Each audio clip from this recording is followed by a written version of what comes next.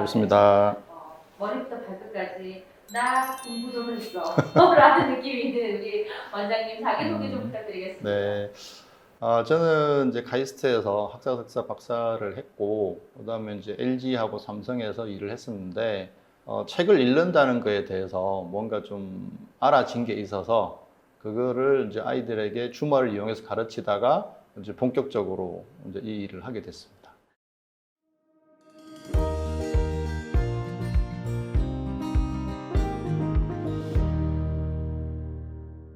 제가 박사과정 때 좀 스트레스가 심했어요. 그러니까 박사 주제도 잘 안 잡히고, 그러다 이제 몇 개월씩 실험을 하다가 계속 실패하고, 이제 스트레스가 되게 심했는데, 이제 그 상황에서 다시 이제 영어 논문을 딱 집어 들었는데, 신기하게 하루 종일 단 한 개의 문장도 이해가 안 되는 거예요.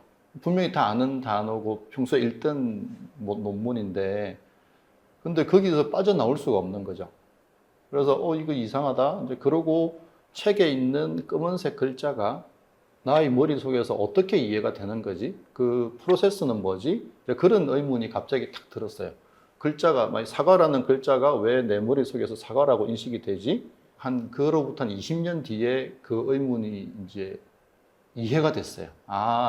글자가 인식되는 과정은 이렇게 되는 거구나. 그럼 이거를 실천할 수 있는 사람은 누굴까? 이제 아이들인 거죠. 왜? 강제로 공부를 해야 되니까. 그래서 이제 제가 이제 아이들을 가르치기 시작했죠. 그런데 이제 이 방식이 갖고 있는 특징이 뭐냐면은 이제 이해하려고 애쓰지 않고 암기하려고 하지 않는 거죠. 이제 그러다 보니까 이제 영어 수학 공부 체계 자체를 다 이제 바꿔야 되는 그런 상황이 됐고, 그 다음에 또 한 가지 의문점은 뭐였냐면은 보통 10년을 하면 잘한다 그러잖아요. 근데 저는 영어를 뭐 20년, 30년을 어쨌든 직업적으로라도 했었는데, 영어를 쓰고 읽고 하는 걸 했었는데, 여전히 어려운 거죠, 영어가.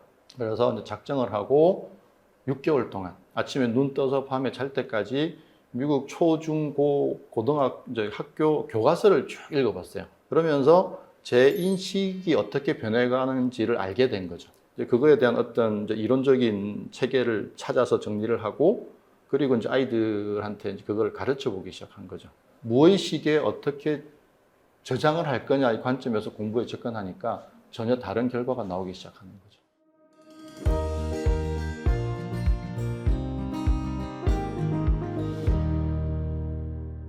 이제 인간에게는 의식적 주의가 무의식적 주의가 있거든요. 무의식적 주의는 우리가 그냥 일상생활 할 때, 의식적 주의는 이제 뭔가 내가 필요한 대상에 주의를 두고 있는 상황이에요. 쉽게 말하면 무언가를 이렇게 보면 그것이 내 머릿속에서 어떻게 정리되는지에 늘 관심이 많았어요. 지금 요즘 책 읽는 애들 보면 두 가지 부류가 있어요. 그러니까 눈으로만 보는 친구들이 있어요. 그냥 쭉쭉 보기는 보죠. 여기 정리가 하나도 안 되는 상태인 친구들이 있는가 하면은 보면서 여기 어떻게 정리되는지에 관심이 있는 친구들이 있어요.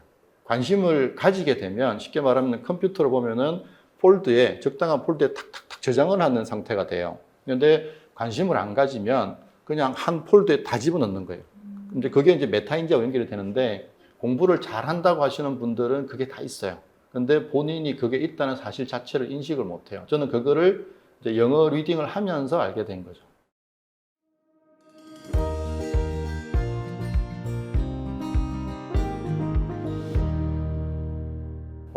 100%인지는 모르겠지만, 이제 결국은 공부를 한다라고 하는 거는, 내가 필요한 대상에 주의를 둘 수 있느냐, 한 가지 하고, 저장하려고 노력하는 게 아니고 자연스럽게 저장되는 거에 관심을 가질 수 있느냐, 이 두 가지에 관심을 가질 수 있으면 누구나 좋아진다고 보거든요. 주의력을 쓸 수 있느냐, 그다음에 여기에 관심을 가질 수 있느냐, 그 두 가지만 되면 지금의 어떤 노력, 에너지, 시간 이런 걸 엄청나게 줄일 수 있다고 보는 거죠.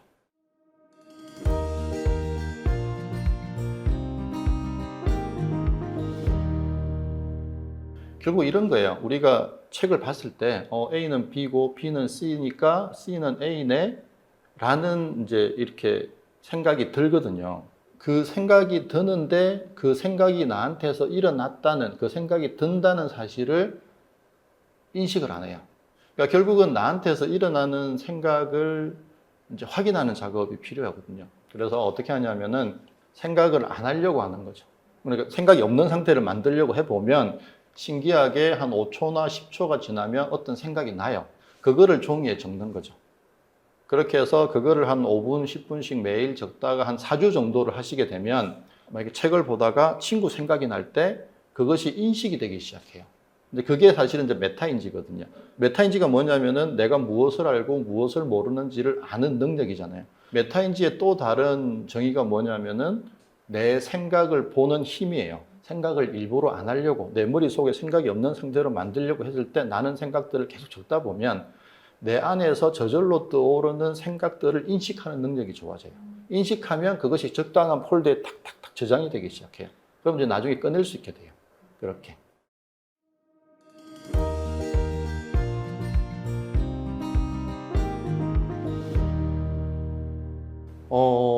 저도 그랬고, 저도 잘 몰랐었기 때문에, 이제 아이가 보통 뭐 초등학교 입학하기 전후로 한글을 익히잖아요. 그러면은 이제 부모님들이 책 봐라 그래요. 책 보세요. 또는 뭐 읽어주시기도 하시고. 그러니까 그냥 책을 봐라라고 해서 그냥 애들은 봤어요. 그러니까 자기 나름의 스타일대로 본 거죠. 그림만 보는 친구도 있고, 그냥 글자만 띄엄띄엄 보는 친구도 있고, 굉장히 다양한 방식으로 책을 본다는 거죠. 부모님들도 책을 어떻게 봐야 되는지를 모르세요. 책이라고 하는 거는요. 그러니까 우리가 이렇게 눈으로 보면 무언가가 감각이 되잖아요. 그러니까 쉽게 말하면 보이잖아요. 책은 더군다나 굉장히 다양한 내용들을 갖고 있잖아요. 그럼 글자를 보면 어떤 생각이 나게 돼 있어요. 자, 그러면 우리가 글을 봤을 때 이해를 안 하는 걸까요? 이해가 안 되는 걸까요? 만약에 이해를 하는 거라면 내가 원할 때 언제든지 이해를 하면 되잖아요. 근데 그런 일은 절대 안 생기잖아요. 공부에 대한 가장 큰 착각 중에 한 가지가 뭐냐면은 이해를 한다는 착각이에요. 이해의 주체는요, 이 우리 머리 안에는 뇌예요, 뇌. 그러니까 뇌 중에서도 특히 무의식의 뇌거든요. 의식의 뇌가 보통 나라고 하는 거고요. 무의식이라고 하는 거는 없다는 게 아니고 모른다는 뜻이거든요. 그러니까 그 안에서 무슨 일이 벌어지는지 모른다기 때문에 무의식이거든요. 그러니까 무의식에서 사실은 이해를 하는 거예요. 그리고 그 이해의 결과를 의식에게 통보해 주는 거거든요. 그러면 책을 봤을 때 똑같은 일이 벌어지는 거예요. 이게 무슨 내용이네라고 하는 결론이 무의식에서 난다는 거죠. 그리고 의식으로 통보해 주는 거죠. 무의식에서 결론을 못 내리면 아이는 모르는 거죠. 근데 우리는 자꾸 공부를 할 때 의식만 쓰려고 그래요. 무의식을 쓰면 엄청 쉬워지는데. 그래서 무의식이 공부하게끔 만들어주면 돼요. 그냥 이해되는 것만 이해하고 이해 안 되는 건 읽고 그냥 넘기는 거죠.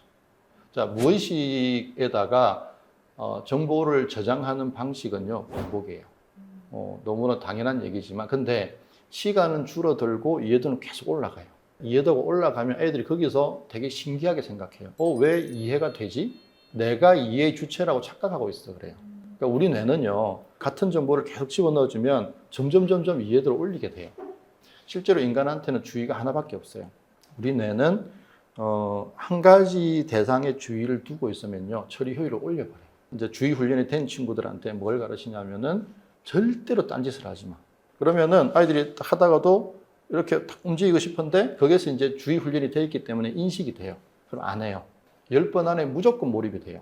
결국은 그 글을 얼마만큼 이해했는가는 우리 뇌의 무의식 뇌가 결정하는 거거든요. 그러니까 무의식 뇌 입장에서는 내 주의가 가는 대상을 처리를 해요. 책이라고 하는 대상에만 주의를 둘 수 있게만 해주면 누구나 몰입이 일어나죠.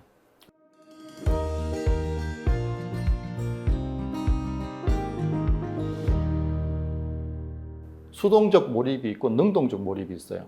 그러니까 유튜브나 게임은 수동적인 거예요. 무슨 말이냐면 나는 가만히 있어도 몰입이 되거든요.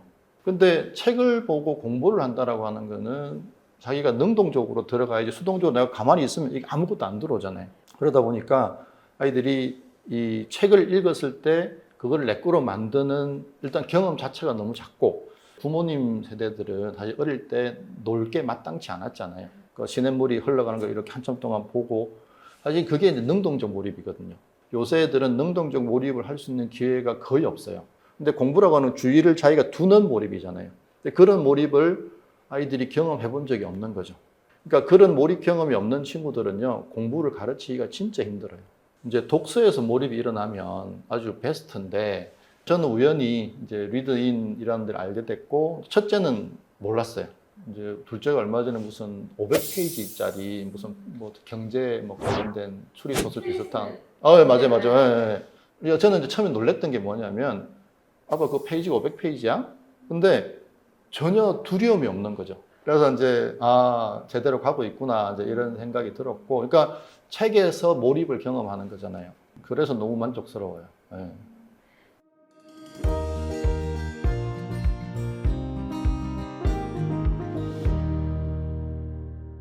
부모님들이 좋아하시는 응용 문제, 서술형 문제가 이제 이런 게 있어요. 이거를 식어로 적어 놓으면 애들이 풀어요. 근데 똑같은 거를 한글로 적어 놓으면 손을 못 대요. 그런 친구들이 많아요. 그러니까 글을 읽고 그 글을 이해를 못 하는 거죠. 그 중고등학생들 중에 교과서를 이해하지 못하는 친구가 18%였어요. 학생이 교과서를 이해 못한다 그러면 그거는 진짜 큰일인 거잖아요. 근데 부모님들이 영어 수학을 가르친다는 거죠. 자, 그러면 영어 수학이 효과가 있는 거는 중학교 때까지. 고등학교 내신은요, 중학교 내신의 5배에서 10배예요. 자, 그러면 혼자서 글을 읽고 이해하는 능력이 없는 친구면 학기 내내 내신만 해야 돼요. 그러니까 결국은 책을 스스로 읽어서 정리하는 능력이 없는 친구들은 고등학교 가서 망하게 돼 있다는 거죠. 그 다음에 이제 수학 같은 경우가 이제 특히 고등학교 수학에 가면 5, 6가지 개념 중에 한 개만 몰라도 그 문제를 못 푸는 거거든요. 아이들이 처음에는 한 2, 3가지 단서를 들고 이렇게 가요. 가다가 이제 필요 없는 단서는 버리고 또 추가되는 단서를 끼워 넣고 이렇게 해서 마지막에 답에 이르게 되거든요. 저는 그 능력이 어디서 오는지 가만히 이제 따져보니까 추리소설 같은 걸 볼 때 어떤 일이 벌어지고 단서들이 나오기 시작하잖아요. 그러면 그 단서들을 쭉 틀고 가다가 필요 없는 단서 버리고 또 새로운 단서 집어넣고 쭉 하면서 결국 범인을 잡아내는 그거 스토리가 너무 똑같은 거예요. 수학에서 상위권으로 가는 친구와 못 가는 친구들을 딱 보면 독서량에서 확 차이가 나요. 결국 중학교 때 뭐 내신도 중요하지만 결국 고등학교 가서 공부 잘하는 게 목표잖아요.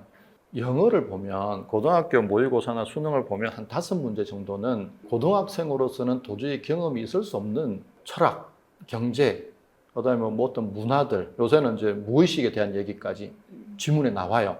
결국은 영어 수학을 아무리 잘해도요, 상위권으로 가도록 보장해 주는 게 뭐냐면은 독서라는 거죠. 그다음에 이제 다양한 책을 읽어야 돼요. 그러니까 그게 이제 비문학이라고 하는 거잖아요. 결국은 고등학교 과탐, 사탐이 뭐냐면 비문학의 절정이잖아요. 읽어서 이해가 안 되는데 시험은 어떻게 봐요? 이해하는 게 아니고 그런 이해가 되는 거라고 말씀드렸잖아요. 내가 하고 싶다고 이해되는 게 아니잖아요.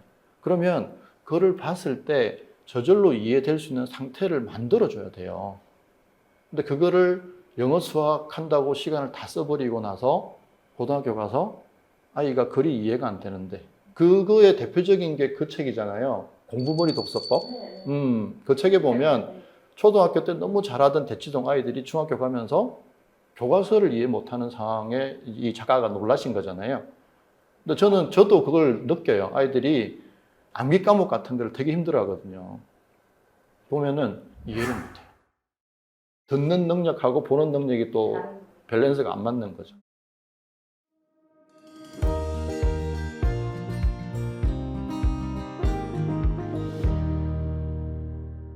요즘 애들이 책을 점점 안 읽잖아요. 안 읽고 이제 사실은 이제 감각적인 자극에만 지금 반응을 하는 그런 현상들이 점점 많아지고 있잖아요. 근데 반대로 생각해 보면 책을 조금만 읽으면 굉장히 유리한 위치에 서게 된다는 얘기가 되는 거잖아요.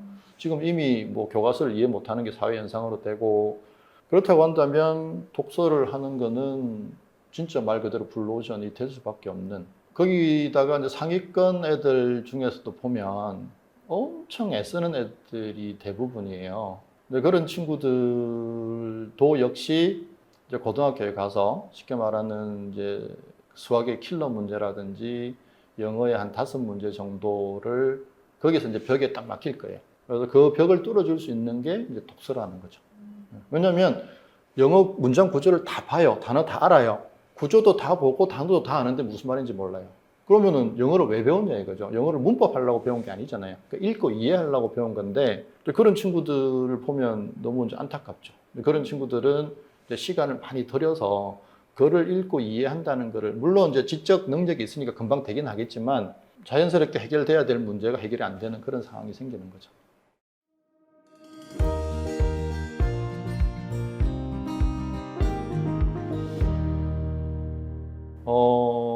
저는 이제 저희 둘째를 보내면서 너무 만족해 하고 있고, 주의 훈련을 하면 책을 읽으면서 동시에 자기가 책의 내용과 상관없는 생각들이 날 때, 거기에 끌려가지 않게 되거든요. 그다음에 더 중요한 건 그게 끌려가지 않게 되면 몰입으로 유도하기가 너무 쉬워지는 거죠. 그래서 몰입 상태가, 그러니까 공부가 즐겁다기보다는 몰입 상태가 주는 편안함이나 즐거움이 있거든요. 엔돌핀이 나오잖아요, 머릿속에서.